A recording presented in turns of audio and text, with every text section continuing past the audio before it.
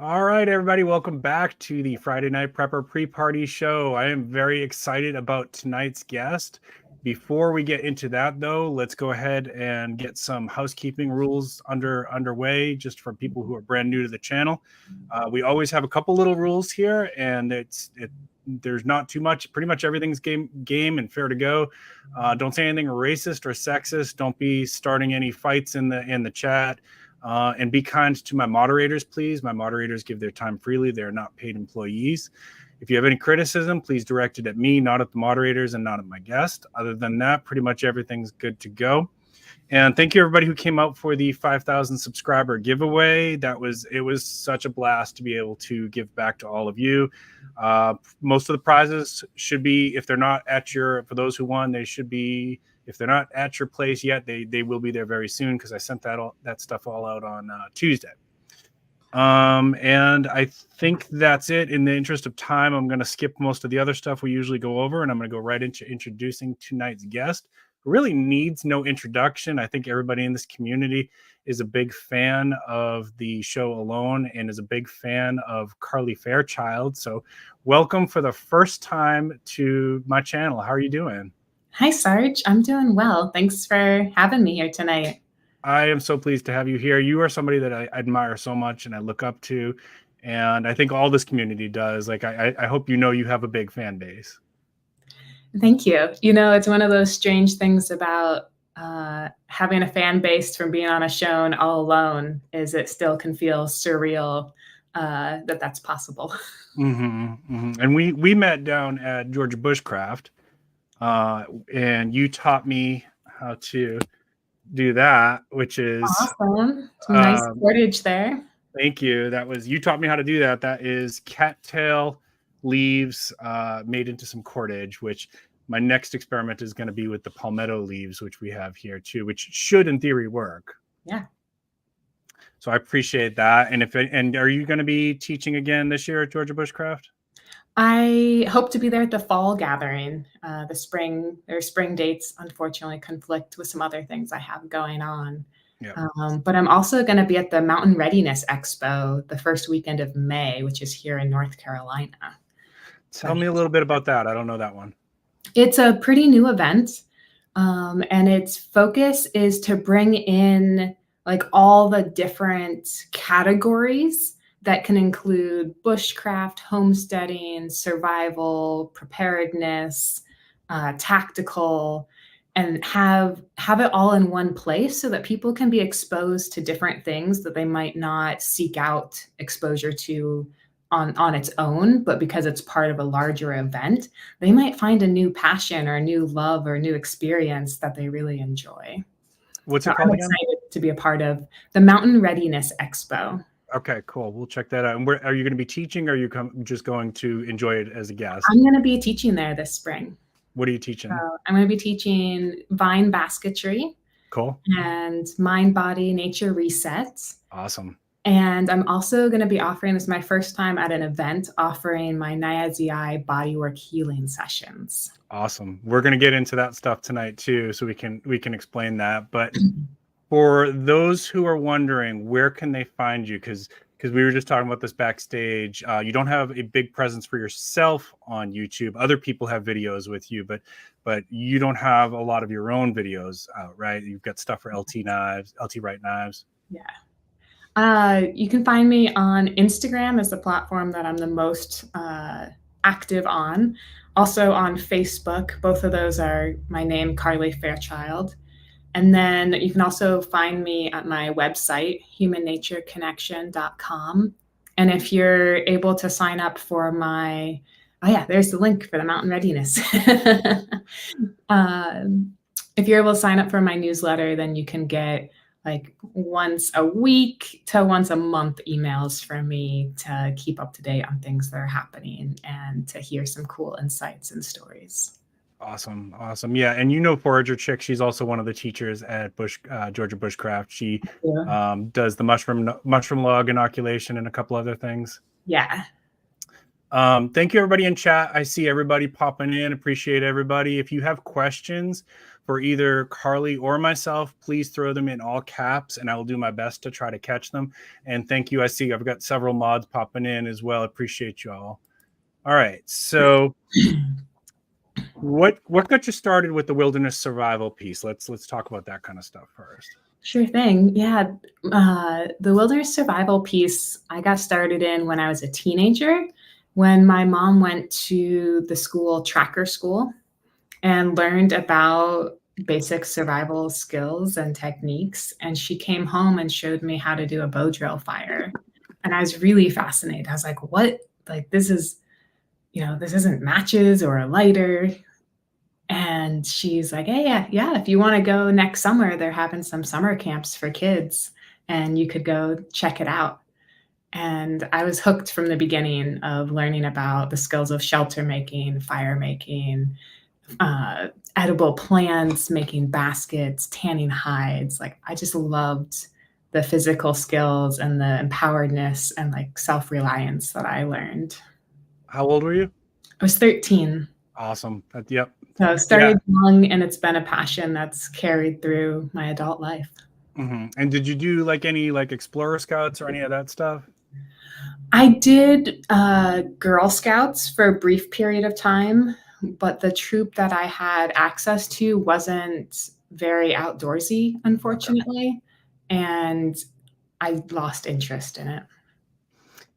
I hear that a lot from people who are involved with, I'm not trying to knock on the Girl Scouts. I think they're a great organization, but yeah. I hear that a lot, is that a lot of the girls would like to do more of the outdoor wilderness type activities, and not all the troops do that. Unfortunately, sometimes it's more like crafts and stuff like that. Yeah. And it goes to, who are the adults running it and what skill sets do they have? Yeah. We can only teach what we know. That's right. Yeah. All right. So how did you, when you were getting ready for, let's say, season 3 of Alone, right? And I know, and just for chat's reference, we'll, if there's something that we can't talk about because of non-disclosure agreements, we'll let that out. But how did you get ready for knowing that, like, okay, you were chosen? Are you allowed to tell us how much time you had to get ready?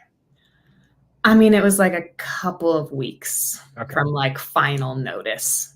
There's months of maybe, and then there's like, okay, yes. And it was like, I think a couple of weeks. And so preparation was really, in some ways, like, I don't have a lot of time to prepare. Basically, my life needs to have been preparation enough, and I need to make the final gear selections. So thanks, Orlando Prepper. It's great to be here. And so like, if you were thinking, if somebody was going to apply, I mean, first of all, I know a little bit about the vetting process and stuff, so you have to already have some skill set before you're even picked. It's not like a case of like, hey, let me send in an application, and then once they pick, maybe I'll learn some survival skills and see how I do. You got to already be in the game, kind of. Yeah, and I know some folks who have applied in that position and been told, like, go get some more experience and then apply again. So I guess if there's any question about applying or not applying, like if you have enough skills, you could just go for it and then see what happens. Uh-oh. Did I freeze, Sarge? I think it's my end. Yeah, I think it's my end. Are you guys reading me okay now? Can you guys hear me? I can hear you. Okay, good. Hopefully everybody else can too. All right. So when you were there, we've talked about this a lot on my channel, that there's a mental health piece to survival, and especially being alone, right? There's in fact, we've talked about how one of the common things that takes out a lot of contestants is that homesickness, missing your family, and it just becomes too much to bear, right? And coming from a mental health background myself, I've read a lot of the research about that. People don't generally do well when they're isolated. They can mentally deteriorate, and it happens pretty quick. Usually within 30 days, they start to have some, depression, and they can start hallucinating, and all kinds of other stuff can happen. How did you prepare for that piece of it? And just knowing that like there was going to be a lot of isolation in your time there. Yeah, it was one of those things I didn't. It's like when you think about how do you prepare for that?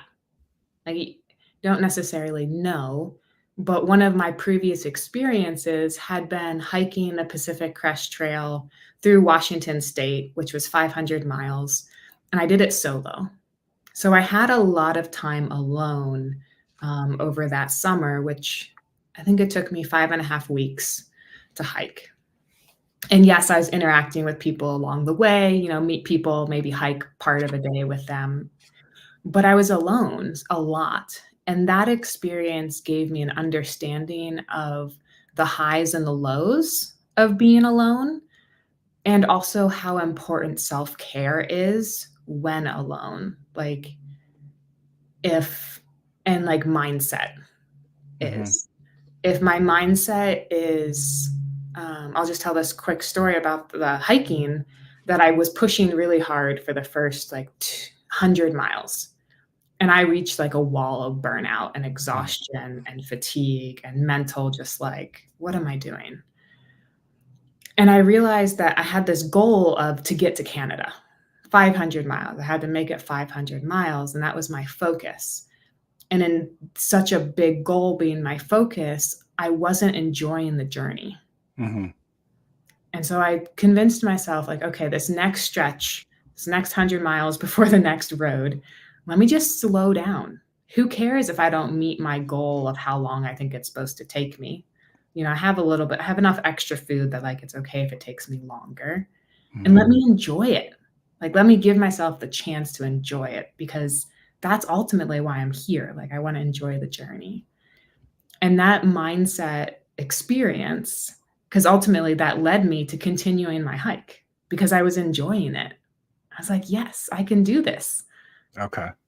And so being able to focus on the enjoyment of the journey, even when there's hardship, is what I came back to during my alone time. Ironically, you mentioned often after 30 days, people's mental health breaks down. And it was about 30 days into my experience that I hit another wall. Mm-hmm. And I'm just pushing so hard to get my shelter, get fire every day, get firewood, try to find food, try to get fish. I was just so much pressure of what I had to get done all day long. And I remembered my experience hiking about, I need to slow down. I need to enjoy the journey, because there's 10 other people out here that are qualified. Any of us could win. There's no guarantee I'm going to be the winner. Right. But my experience, I want to enjoy it no matter how long I'm here for. Yeah. So in mental health, we call it mindfulness. And listening to, I sat in on one of your meditations when we were at Georgia Bushcraft, and you seem to know a lot about that. Have you had some mental health training yourself? I haven't had specifically mental health training, but I have studied healing for now 10 plus years. I went to school for 7 years, and it's a lot about our psychology and our identity and our stories and our patterns, and how all of those weave together to create our lives. And how can we look at those deeper to understand ourselves more? Mm-hmm. And I think all of that experience has helped me have the perspective I have today on it. Well, you would make a fantastic clinician if you ever decide for a giant career change, because you already have the right mentality for a lot of that stuff comes out of, from my world, comes out of dialectical behavioral therapy, which the roots of dialectical behavioral therapy come from Buddhism. Oh, cool. Yeah. Nice. Yeah. I don't know if you feel like you're in a box of like what you can and can't do in your work as a Sometimes. mental health therapist. And I really don't like being in boxes. Yeah. So I love being able to incorporate that perspective and those teachings into my own world, so to speak, of possibilities of working with people. Mm-hmm. Yeah, definitely. What you say is true. When, especially if you're working for somebody else, there's some significant limitations to what we can and can't do. More and more clinicians are, getting their experience, and then they go into private practice where they can kick those doors open and put their own style to things. Nice. So, yeah, because I don't think anybody likes being in a box, Cats do. Cats do, except for Schrodinger's cat. He didn't. How did you? So when you were getting ready for a loan, how did you choose your 10 items? Yeah, so my background of survival training is in like little to no gear. So having a knife and a water bottle was luxury items from my background. So having 10 items was like, wow, that's cool. And I chose based off of my four pillars of like importance of shelter, water, fire, and food. So what can I take that will help me in shelter? Sleeping bag, like I've made debris huts. I've slept in leaf piles. I've done it for 2 weeks at a time. And I know how much maintenance and work that is. So a sleeping bag is going to be really nice, especially in unknown cold temperatures, like great. Water, I wanted to be able to have access to water all day, which meant I wanted to be able to carry water with me. So I brought a water bottle that I could both cook in, I could boil my water in to make it safe to drink. And I could carry it with me during the day to stay hydrated. Fire, we were allowed to take a ferro rod, which, to be honest, I had maybe once used a ferro rod before I got selected to go on a loan. If I wasn't going to use matches or a lighter, I was going to use a bow drill kit. But I was just a little unsure about the length of time I was going to be there and how my energy might be to rely on doing a bow drill fire every time. So I got a ferro rod, figured out how to use it, practiced a whole bunch, took a ferro rod. And then shelter, water, fire, food. I chose 2 food rations to bring with me. And then my other items were complementary to those 4 categories. So bringing a knife, I brought an LT Wright Genesis, which was a new knife to me, but a quick favorite when I was searching for the right knife to take with me. There we go. You got my signature one last fall. Yep. Oh, there we go. So this is Carleigh's official LT Wright Genesis knife. I do want to let's circle back to that because I want to know why you picked this and what you liked about it. Yeah, well, let's just do it now because circling back sometimes doesn't happen. Okay, let's do it. I was looking for a knife. I had used Mora knives up until going on a loan, like cheap and expensive. I was a teenager when I got into skills. I didn't know if I wanted to, or I was worried about losing a knife because I'd heard lots of people lost knives in the woods, which I was like, that seems crazy. But anyways, I never lost a knife, kept the Mora knives, but I didn't want to trust it for everything I would need it for on an experience like a loan. I wanted to be able to pound it, bash it, split stuff with it, use it heavily. And I wanted it to fit really good in my hand, which to me, the Mora knives were like, okay.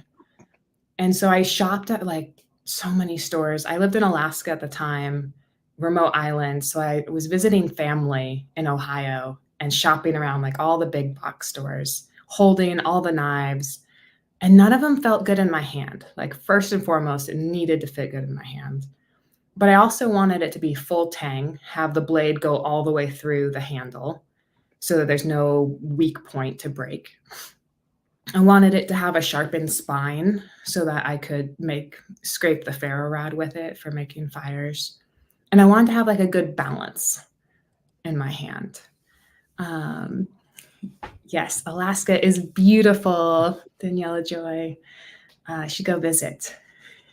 She's near, not far from Alaska. She's in northwest Canada, I think, like Calgary area, I think. Oh, that's beautiful too, right?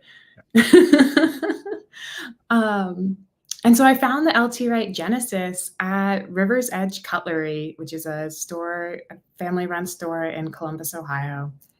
I saw it in the display case, and I was like, that's the knife. Like, after looking at so many, I just knew. And then I handled it, and I was like, yes, this is the knife. I had no idea who LT Wright Knives was. No idea. Honestly, I didn't care. I was just like, this is a great knife. I'm going to use it.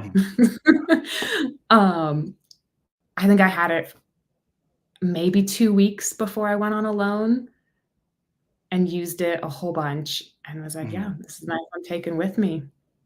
And it wasn't until after the show aired, LT Wright Knives reached out to me and said, hey, thanks for taking our knife on the show. If you're ever in Ohio, we'd love to, have you come to the shop. And out of that came a really great relationship. Yes. Like the Harry Potter, the blade chose me. Yes. That's a great way to put it. And I'm going to link in chat for people. Carleigh's done some videos for LT Wright Knives. I'm going to show you one here just so you can kind of check out their stuff too. Yeah, we have a great working relationship of supporting each other, as the saying goes, a rising tide lifts all ships. Absolutely. So.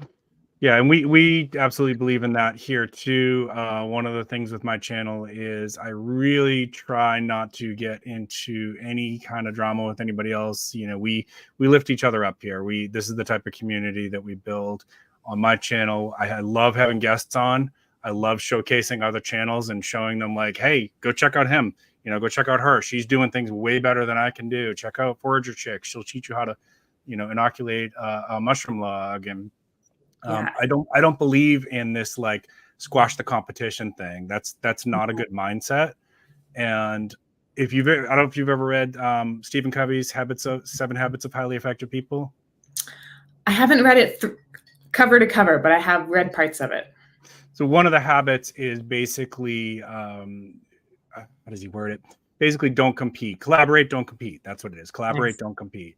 And the idea is exactly what you said. A rising tide lifts all the boats. And everybody does better when we stop trying to say, well, I'm better than this survivalist, or I'm better than this forager. We all have stuff we can teach and learn from each other. And that was my approach to martial arts too. Same thing. Like, I never got into a lot of martial artists will say like, oh, Kung Fu's no good, or, oh, Taekwondo's garbage, whatever. No, all forms have things that they can teach you if you humble yourself a little bit and listen, Yeah, there's always something to learn.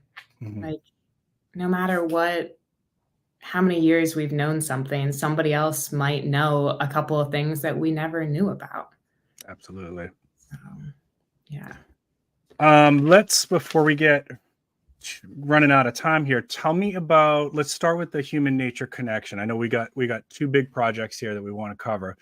And if you guys, if you're chat, if you have questions about a loan that we didn't ask, or you want me to ask, go ahead and throw that in.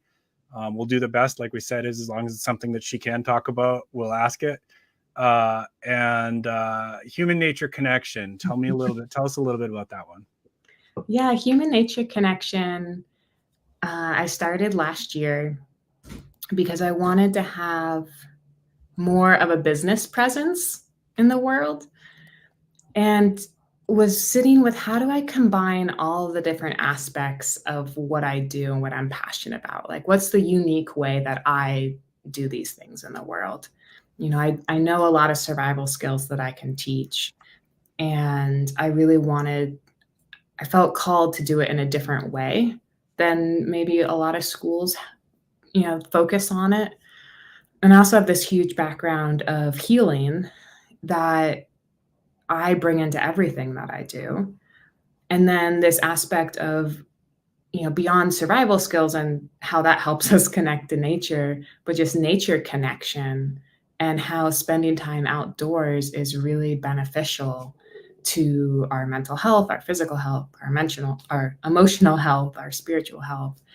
And so how do I combine these three things together into something that I'm passionate about, that I'm excited about to share with other people? And so human nature connection is that there's the human and nature connection. There's also our own human nature connection and our connection with other people. And how when we go out into nature, well, let me rephrase it. Like my experience of being alone for so long in Patagonia really helped me understand like my rhythm and what's important in my life in new ways.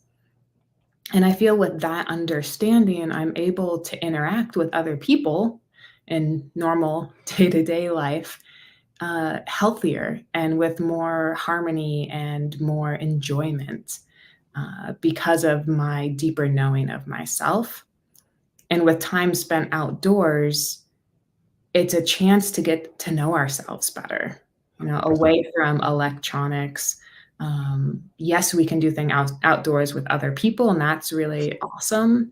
But sometimes just outside alone, if it's, 10 minutes a day sitting on your back deck with a cup of tea or coffee or a beer at the end of the night, like just some time with our own thoughts, because how often do we have time with our own thoughts anymore?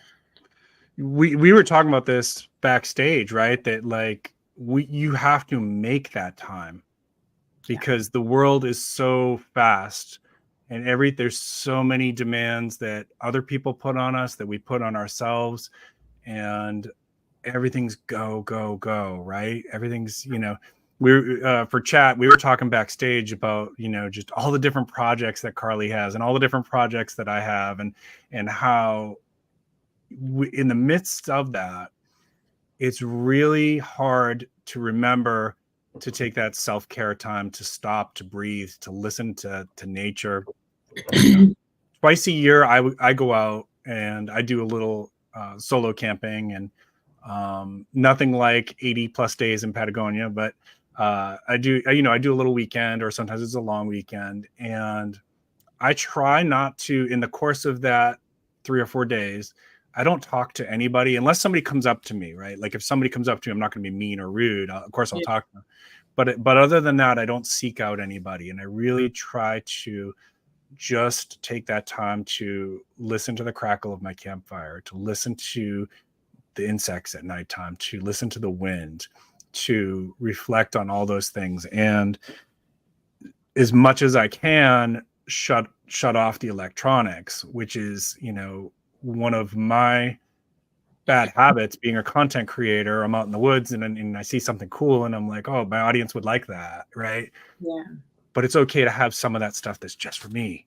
And that when I have those moments, when I get those couple times a year that I get to do that, it becomes very much a spiritual thing for me, that I start realizing that there's so much more to our existence than get up, make money, create content, help people in my job, pay my bills, eat a pizza, go to sleep, right?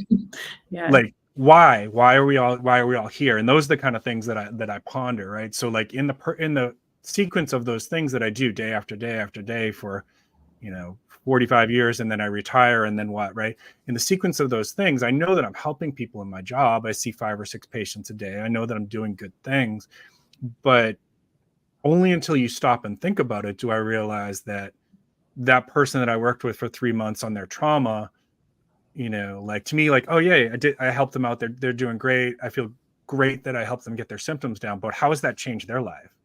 and how has that changed the people around them?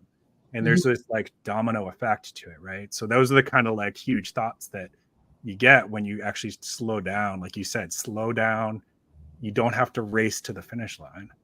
Yeah, exactly. And, it's, some of the things that I'm offering through human nature connection are reconnection retreats to provide an atmosphere, kind of like your twice a year experiences, to take a break from our normal lives and to have a chance to sit back and have if you've never gone out and spent time alone, you might wonder why, or you might wonder like what to do during your time. Um, or just be like stressed out because you're alone. If you're not used to doing that, it can be stressful sometimes. And so to have a guided experience that's supported, where you don't have to be alone the whole time, you can be in community, but also have some alone time to reflect through guided questions and experiences, to check in. Like we're always growing and changing. Well, hopefully we're always growing and changing.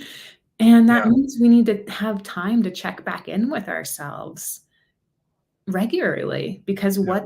what's true today may not be what was true a year ago Right. or even a week ago. And so how can we develop those practices to check back in with ourselves? I had a huge lesson this year around like goals versus like setting goals and the to-do list versus really being in touch with what do I desire to create in my life. Mm. And this might sound like crazy from somebody who spent 86 days alone and has tons of outdoor experience, but sometimes it's just really hard to get myself out of the house. Yeah. I live in an urban environment. I really long to be out in a not urban environment. And so this year I was like, wait a minute, what's my desire? My desire is to spend time outside every day.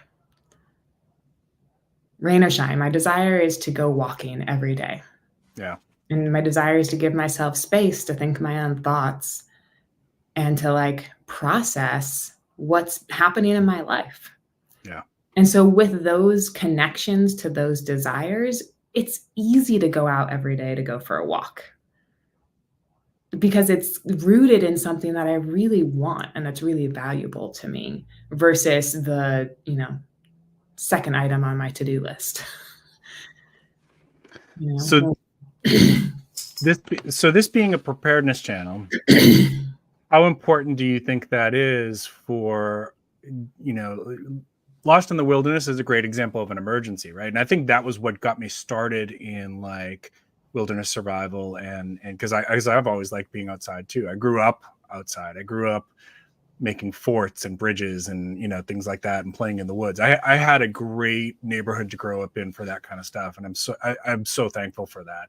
But it's where a lot of that passion and love for the outside and wilderness survival came into it for me.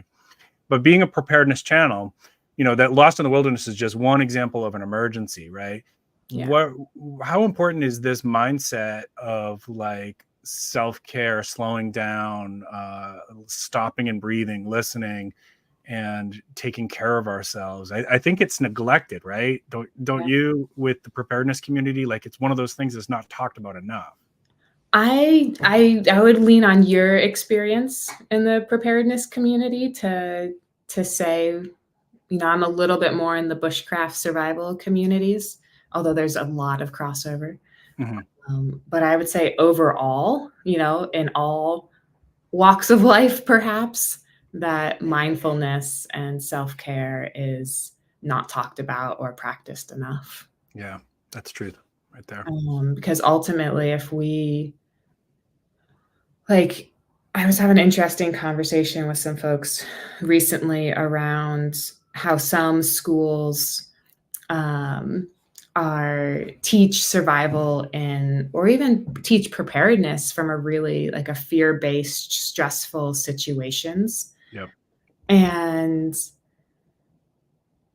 And they teach from that perspective, being like, if we don't, in stressful situations, we don't rise to the level of our expectations. We fall to the level of our training or our 100%. systems, right?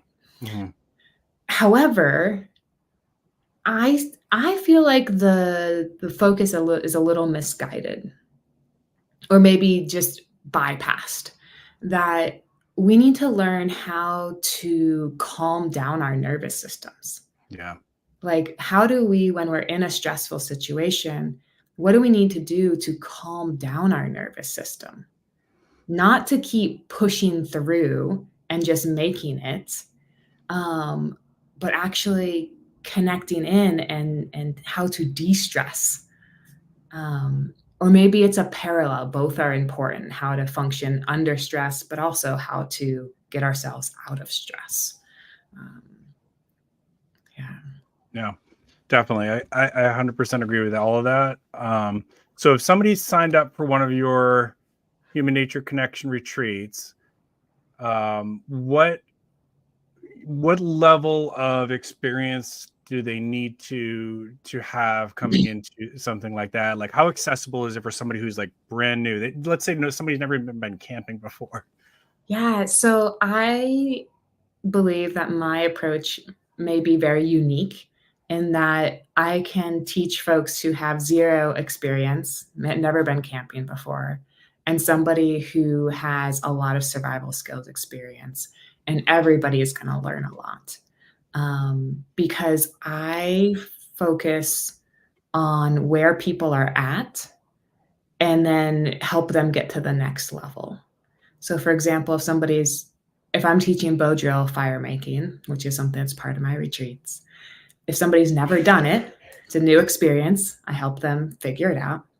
If somebody has done it a lot before, then I may challenge them to like go on the land and go build your own set. Or if they're like, that's a piece of cake, like, can you do it left-handed? Right-handed? Can you do it, blindfolded? Yeah. Can you challenge yourself to go as slow as you can and still get a coal? Like there's so many side paths that can lead to more learning. And that's just looking at it from a physical skills perspective versus like the psychological or envisioning of, oh yeah, the 4-4-4 breaths. Yep. I like that. It's a great way to be more present in the moment. Totally. Yeah, I had so we do a lot of diaphragmatic breathing with therapy too, and you talked about the fight, flight, freeze, the amygdala response there earlier, which is when, for those who don't know what I'm talking about, when you get into a real emergency and either your safety feels threatened or somebody around you, it feels unsafe, your amygdala is going to kick in, and that's part of your brain that's kind of in the back here near your brainstem. And it's a good thing. It's part of your survival mechanisms. It makes you faster, stronger, more resilient to pain, and it's hardwired to take over your higher functioning brain when it's needed. There's some side effects to it, and too much use of it can cause some problems with trauma symptoms and things like that. We've talked about those things before. But one of the things that goes right to calming that down is diaphragmatic breathing or box breathing or 4-4-4 breathing. They're all kind of similar. And the idea is you're just slowing down your breathing in through the nose as slow as you can. Hold it for a second at the top, out through your mouth as slow as you can. Pause for a second at the bottom. And I've done this with I used to run a group for people that were in some addiction recovery. And one day we were like, all right, let's try something here. So we brought in a nurse, and we had the nurse take everybody's blood pressure and write it down on a piece of paper. And then we did just like 5 minutes of just diaphragmatic breathing, nothing else, no cognitive work, no visualization, just breathing. And everybody's blood pressure dropped at least 10 points. Yeah. So it actually activates the parasympathetic nervous system, which is the opposite of your fight, flight, freeze. Yeah, and I've been really getting into our nervous systems and parasympathetic versus sympathetic and how they work in relationship to each other. Mhm. You know, the parasympathetic moderates the sympathetic and helps, you know, be like, no, it's okay. But also, some of us can have an overactive parasympathetic nervous system that's like, whoa, whoa, whoa, all the time. Yeah. And it can cause like inactivity. Like it can be hard to do things because our parasympathetic is perhaps in a trauma response Yeah. of not wanting to go into the stressful situation. Yeah. I've seen that. Yeah, for sure. And what there's, I went to a symposium in Arizona where it was all about the parasympathetic nervous system and the sympathetic nervous system. And there was a neurologist there. I don't remember his name, but he talked about it's not just here in the brain; it's connected to here, your heart too. And there's a part of the heart that he called, I don't know if other neurologists call it this, but he called it the little brain. Mm.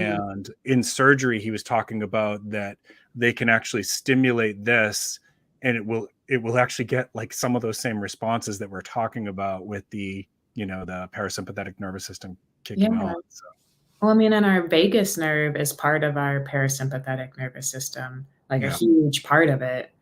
And it travels all throughout our body. right. You know, it's all connected. Like our bodies are so important and also getting so much information all the time that in our society we're taught to ignore Yeah. or distrust. And that's a huge part of what I bring into my programs and all aspects is deeper connection with our physicality so that we can start to have more communication again and more dialogue with our bodies because our nervous system responds to the stories that we tell it, even if they're not true. You know, 100%. so if 100%. we're telling ourselves, like, for example, Sarge, you know this, like, I just had a terrible sinus infection 2 days ago, Hmm. and I was feeling better today, but I started to, like, get low this evening. I was like, "Oh god, this is gonna suck," and I was like, "Wait a minute, what story am I telling myself?" Yes. Like, this isn't gonna suck, like, I'm gonna have enough energy, and this is gonna be a great live with Sarge, like, it's gonna be great. Yep. You know, I'm gonna And have my tea and my things to drink so that, like, I'm can support myself as needed, and it's gonna be great. our thoughts have so much power, and it ties into that survival mindset. This is how Carleigh is able to do 80 plus days in Patagonia. And no, really, it is. And this is a big piece of what I do with my patients in therapy, right? So this is a little challenge for the audience. For those of you who are listening, and maybe you're watching this on replay, thank you. Don't forget to hit the like. If you're new to the channel, please consider subscribing. And please check out Carleigh's stuff. I also put the link in description. So if you can't see chat on replay, check in the description. But this is a challenge for the audience that we all have, that, well, apparently some people don't. Most people have an inner dialogue. And we all have this tendency to think some negative things about ourselves, right? Just for now, just focus on like, what is the thing that you tell yourself negatively, right? Like, I'm fat, I'm ugly, I'm stupid, I'm unlikable, I'm unlovable, I can't make friends, I'm always going to be poor, whatever that negative dialogue that you tell yourself, right? This is how manifestation works. There's literally science to it, that if you think those things, your brain says, oh, that's what you want. Okay, you're getting it then, you know? And so if you can recognize, it's not always easy to change it, especially if you've done this for 35, 40 years, you've thought these things, but you start with recognizing, oh shoot, I did it again. Okay, I got to stop. I got to work on that. I got to stop thinking I'm fat. I got to stop thinking I'm ugly. I got to stop thinking I'm stupid. I got to stop thinking I'm unlovable, right? And I'd even add in there, instead of phrasing it in the negative, I have to stop thinking, phrase it as to what you wanna start thinking. So I do that as a starting point Okay. for people who are stuck, right? So they may say, I can't say I'm beautiful. Okay. Yeah, you don't have to start at the opposite, but you can Right. start as something like a sidestep. Yeah, just neutral. I say neutral, right? So Yeah. so recognize that you're doing it, and then try to neutralize it, or at least tell yourself, okay, stop doing that. Go easier on yourself, be kinder to yourself.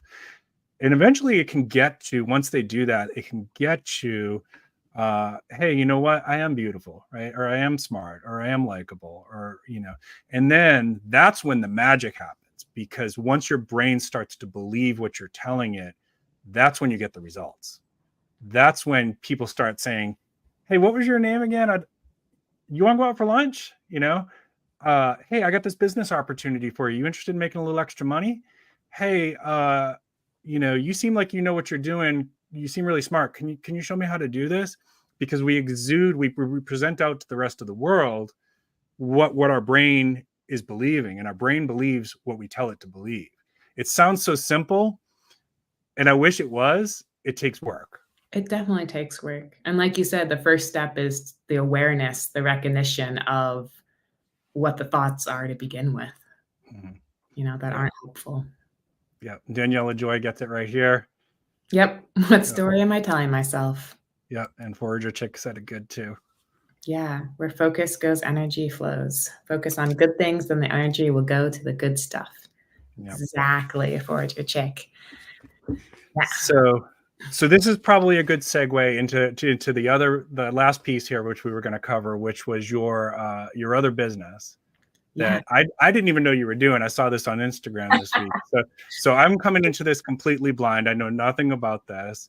Tell us what this is. Yeah. So it kind of goes in some funny way. It's like how you're saying, like, our stories are so part of us that we don't like notice them. And for me, Nyazi healing has been such a part of my life that I don't think to talk about it a lot. And so Nyazi healing is beyond just energy work. It's hands-on work that helps, a lot of what we've been talking about tonight, Sarge, of like awareness of our mindset and our patterns, and working with trauma, working with illness or injury, and helping to bring in alignment and connection and a new perspective that can shift somebody's life. I love working with people. And I just recently opened up an in-person practice here in Asheville, North Carolina, which I'm so excited about, and wonder why it took me so long to start it. I've worked with folks online and like off and on in person, but I decided I was ready to have an office space to go work at. And was so pleased to find a local woman who has a massage therapy office and has a second room that she rents out to other practitioners. So can you explain the process? Yeah. Is anybody in the chat questions, or what was yours? I'm not seeing any questions yet, but can you explain the process a little bit? Like, I know a little bit about what Reiki is, and I know what massage is. What is it that you're doing, and how is it similar or different than those modalities? Yeah, so Nyazi healing is translates to being the vessel of healing. The word Nyazi is a Lenape Apache word, and it comes through. It's an earth-based philosophy of healing. And so what do these words mean? So it is making contact. So if I was going to work with you, Sarge, would have a very short conversation saying, what do you want to work on today? And then depending on what that is, might have you lay down on a massage table, sit in a chair, be on a yoga mat, and that how you answer that question of what you want to work on is like the doorway to a landscape that we walk together to explore how to bring healing to that which you want worked on.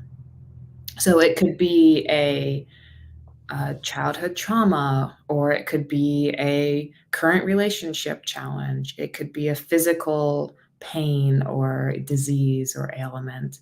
It could be a more of, mental health status of things going on that you need some help with. And every session is unique. Never done any two the same.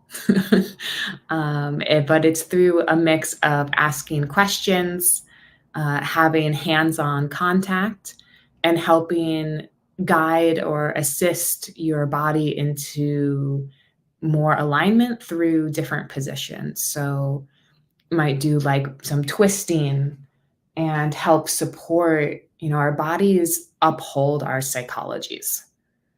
Our posture is our psychology, right? When they're saying like, oh, you want to feel more confident, they're like, put your shoulders back, stand taller. It's because our psychologies and our physicalities are interwoven. And so part of the lens that I work through is through the body work aspect of how can I help your physicality shift so that you can shift in the ways that you want to shift. There's where did you learn all that? Yeah, so I learned at a school called Wilderness Fusion that's based here in North Carolina. And its lineage is through a man called Stalking Wolf, who was a Southern Lenape Apache, who was a healer, was a scout of his people. And he taught Tom Brown Jr., and Tom Brown has taught other folks since then. And the founder of Wilderness Fusion also studied at the Brene Brown School of Healing. Not sure if anybody's heard of there before, but he used his experiences there combined with the philosophy and healing that he learned through the Tracker School to kind of bring forth this healing that is ancient, that anybody can do, and can be really beneficial. Like, I really give credit to my experience there for helping me last as long as I did on alone. Like, I knew so much more about myself and my psychology to help me know how to get through, how to focus on what I wanted to focus on and not get derailed by the hunger and the stress and the loneliness, and how to keep bringing it back to the focus of enjoying my experience and the connection with the land being so vibrant that I didn't feel alone very often.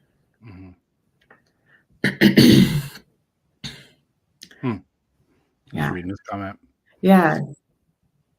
I would like to, we're not gonna be able to do it here, but I would like to learn more about that from you. And, you and I were talking backstage. I probably will be up in your area before the spring is through anyway. So maybe I'll call you and we'll set something up. Yeah. My practice is open on Tuesdays. Okay. So, and I have on my webpage, humannatureconnection.com, there's a healing tab that has a page with more information and a scheduling link.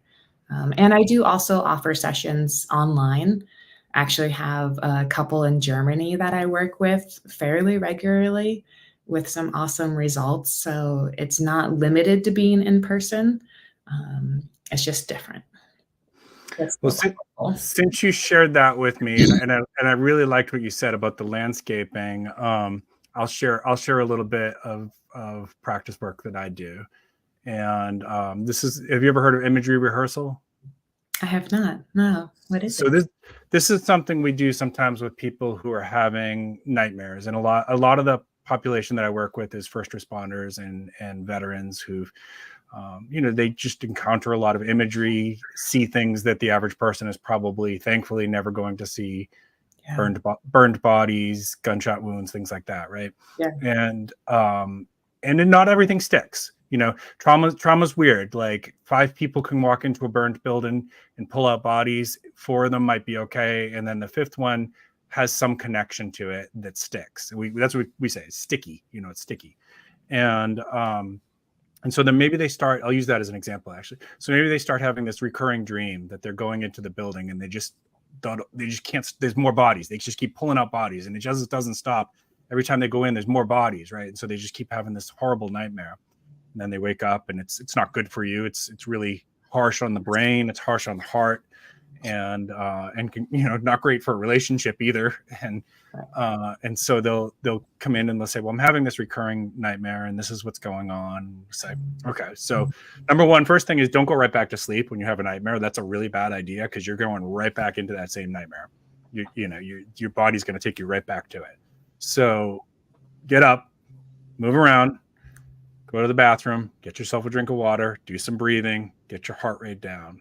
Then I want you to think about the dream, make yourself go back there. But now I want you to think about how you want that dream to end. Right. And I want you to say, okay, so then I pulled out the bodies and then more help came, right? Maybe that's the ending that you want. More help came, or that we got everybody out, or everybody that we could get out, we got out, right? Like, it's going to vary depending on the person's story. Right. And then keep practicing that. And you got to go through the full dream that you remember from beginning to end. And you keep practicing that sequence. What you're literally doing is training your brain that that's the ending of the story.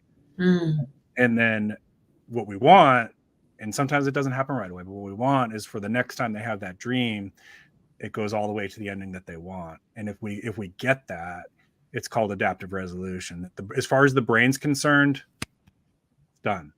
Because what happens when we're dreaming is our brain's trying to resolve all these problems in our life.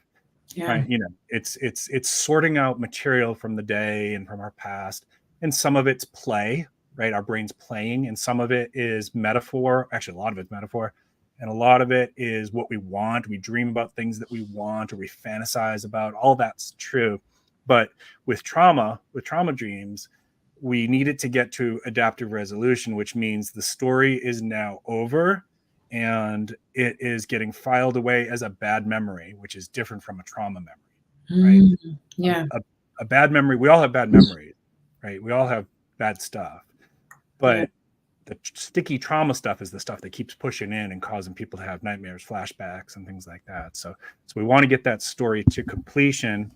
We want to get that story to completion with an acceptable, but it has to be also realistic ending for them. Right.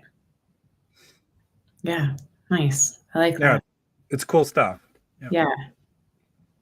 All right, folks, before we wind this stuff down, is there any last questions? You got a couple minutes just to get it in. And there's been some really fun chatter in the chat. Thank you, everybody. I really appreciate everybody who's participated and came out to hang with us tonight. Yeah. I'm just scrolling back a little bit and see if I missed anything. Yeah, go over the questions. You had a lot of great ones, Sarge. I did?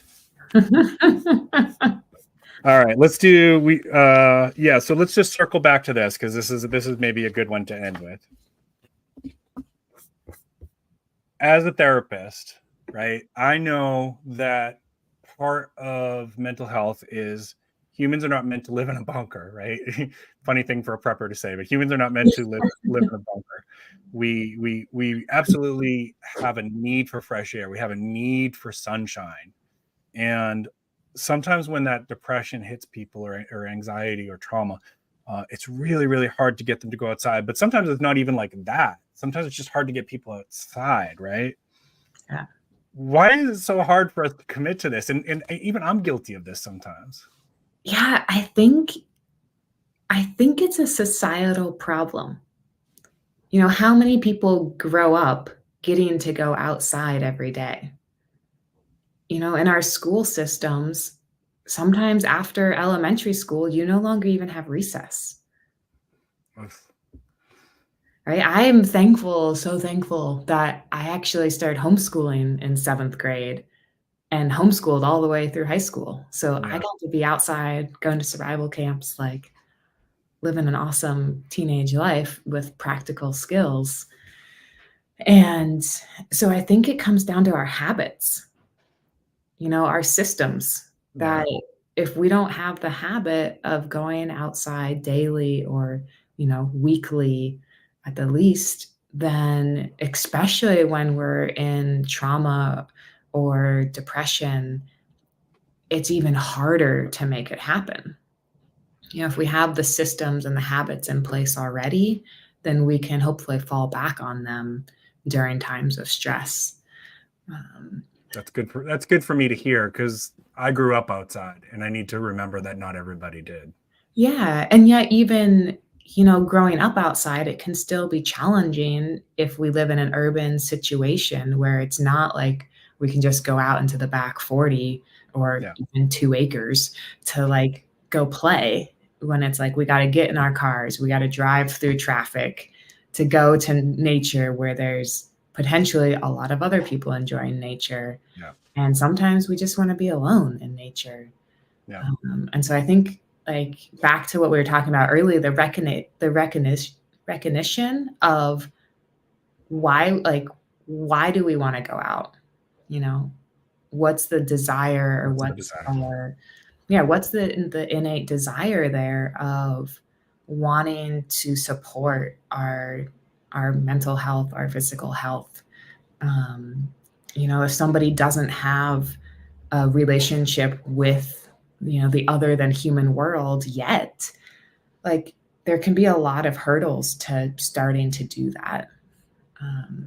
But I think if they can touch in with their desire to learn, and then let their curiosity guide them, and maybe find other people who want to do that also, to help support in learning something new, it can help get outside. Yeah. Very well said. Yeah. Very well. I had one question here that popped up from my friend Bacon. He wants to know what your comfort food is. I mean, I love bacon. It depends, honestly, on the situation at hand. Recently, my comfort food is a hot drink made with coconut milk and carob. Is something that I really am enjoying. Nice. I'll go with, he didn't ask me, but I'm going to say it anyways. What's your Sarge? I'll ask you. What's your favorite? Thank you. I'm definitely pizza and ice cream, not together, but those are my two top favorites for sure. Yeah.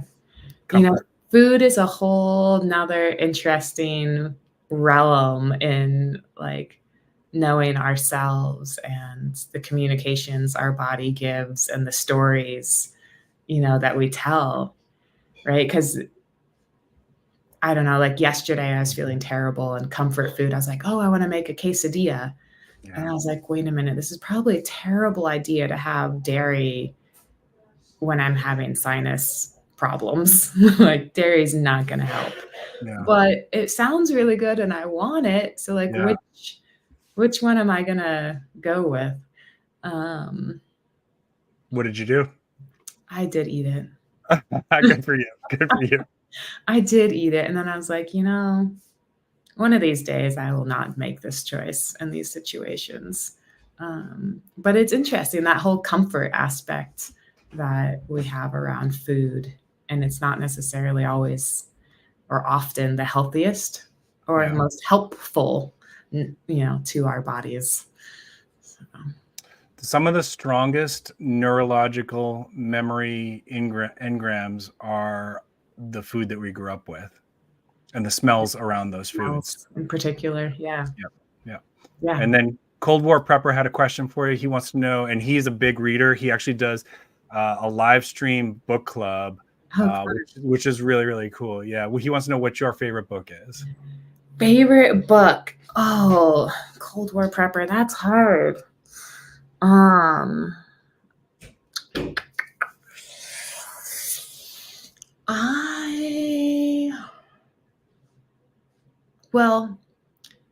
going to go with my most recent book that I really enjoyed, because favorite overall is very challenging. But I just read Never Split the Difference. Okay. And I cannot think of the gentleman's name who wrote it.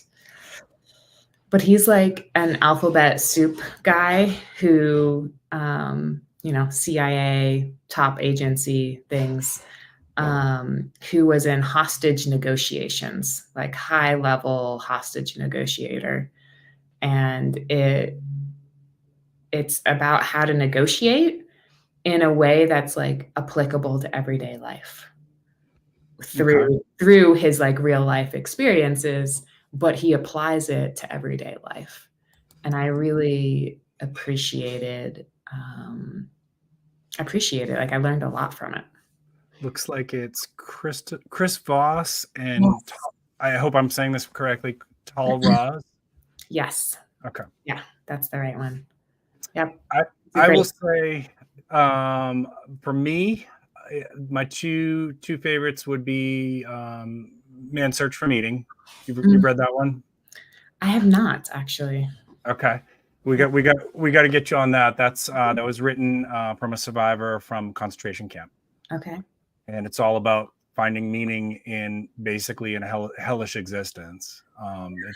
It's amazing. And then second to that, and of course I'm leaving out the Bible and being Christian. That's kind of self-obvious, but second to that would be The Killer Angels. Loved The Killer Angels. Okay. And that is, have you read that one? I have not.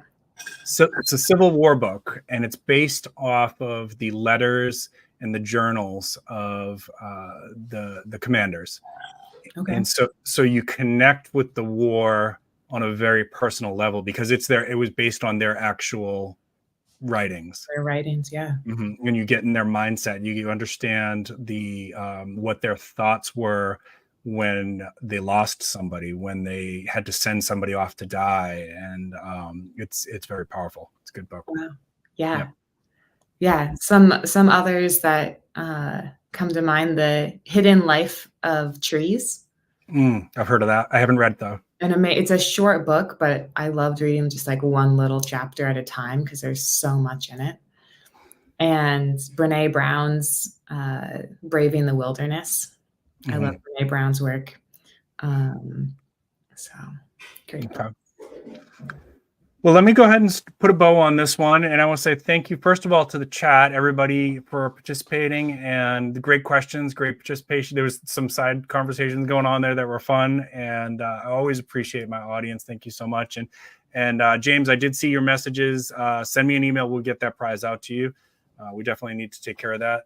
And big thank you to you, Carleigh. I really appreciate you. And you're somebody that I think the world of. I admire you a lot. And I always look forward to learning more from you.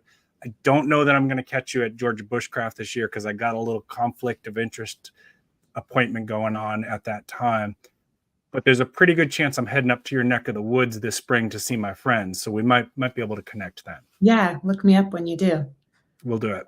And is there anything you want to finish with? I know I want everybody in the audience to please check out her website, Human Nature Connection. And if you're on Instagram, definitely give her a follow on Instagram.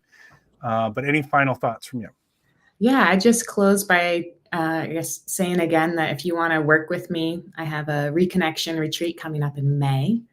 And I also do custom coaching with folks to, for folks who can't travel to where I am. I've worked with somebody in Australia, somebody in California, where I'll work with somebody for like 6 to 9 weeks and customize what skills they want to learn and focus on.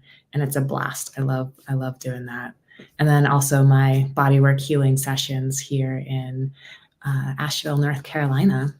Awesome. And the Mountain Readiness Expo I'll be at in May as well. So hope to maybe meet some of you there who I haven't met before. And I don't know, Foraging Chick, if you're going to be there, but hope to see you soon. Yeah, definitely. If you get a chance to take a class with Carleigh, do it. You won't regret it. I promise you.